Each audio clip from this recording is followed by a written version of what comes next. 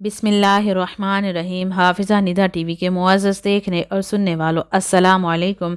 आज की वीडियो में मैं आपके लिए शहर बगदाद की खूबसूरत कहानी लेकर आई हूँ, जिसका मौजू है अगर अंगूर हलाल है तो फिर शराब क्यों हराम है। फ्रांस में एक कमिश्नर मोरे सारे तैनात था। कमिश्नर ने एक ज़ियाफ़त में दमिश्क के मुअज़्ज़िज़ीन, शयूख और उलमाए कराम को मदऊ किया हुआ था। इस ज़ियाफ़त में एक सफ़ेद दस्तार बांधे, दूध की तरह सफ़ेद दाढ़ी वाले बुज़ुर्ग भी आए हुए थे। इत्तेफाक से उनकी नशिस्त कमिश्नर साहब के बिल्कुल सामने थी।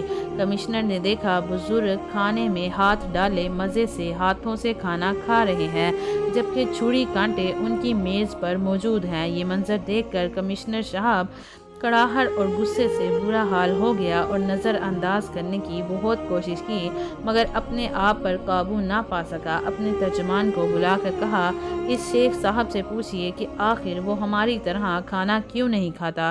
शेख साहब ने तर्जमान को देखा और नहायत ही संजीदगी से जवाब दिया, तो तुम्हारा क्या ख्याल है, क्या मैं अपनी नाक से खाना खा रहा हूँ? कमिश्नर साहब ने कहा, नहीं, ऐसी बात नहीं, हमारा मतलब ये है कि तुम छुरी और कांटे के साथ खाना क्यों नहीं खाते। शेख साहब ने कहा, मुझे अपने हाथों की पाकीज़गी और सफाई पर पूरा भरोसा है। क्या तुम्हें भी अपनी छुरी और कांटों की सफाई पर इतना ही भरोसा है?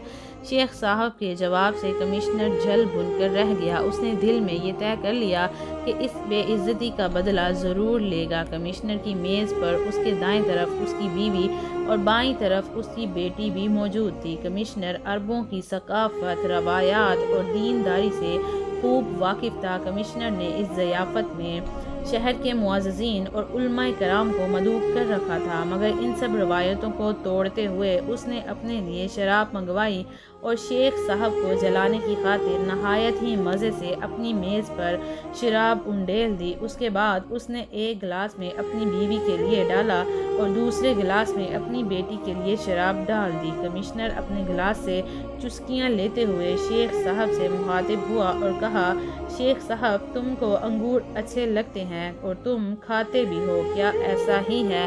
शेख साहब ने मुख्तसरन कहा, हाँ, बिल्कुल ऐसा ही है।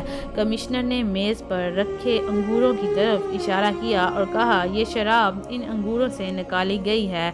तुम अंगूर तो खाते हो, मगर शराब के नज़दीक भी नहीं लगते।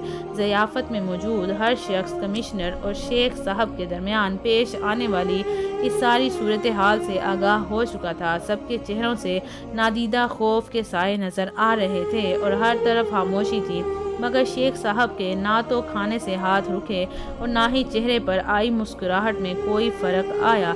शेख साहब ने कमिश्नर को मुखातिब करते हुए फरमाया, कमिश्नर साहब, ये आपकी बीवी है जो दाईं तरफ बैठी है और दूसरी तरफ आपकी बेटी है। आपकी बेटी आपकी बीवी से पैदा हुई है, तो फिर क्यों तुम पर तुम्हारी बीवी हलाल और तुम्हारी बेटी हराम है? बिल्कुल इसी तरह शराब अंगूर से निकली है। अंगूर अल्लाह ताला ने हमारे लिए हलाल कर दिया है और शराब हराम कर दी है। ये जवाब सुनने के बाद कमिश्नर ने फ़ौरन ही अपनी मेज़ से शराब उठाने का हुक्म दे दिया।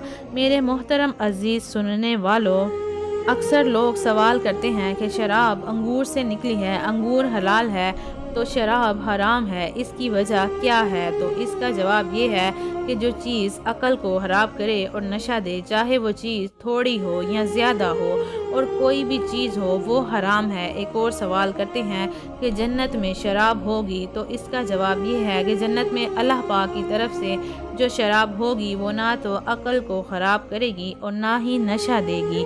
वीडियो अच्छी लगी हो तो वीडियो को आगे शेयर कर दें, सदका जारिया समझकर, और चैनल को भी सब्सक्राइब कर लें। मुझे दीजिए इजाज़त। अल्लाह पाक आप सबका हाफिज़ व निगहबान। हंसते रहिए, हमेशा मुस्कुराते रहिए।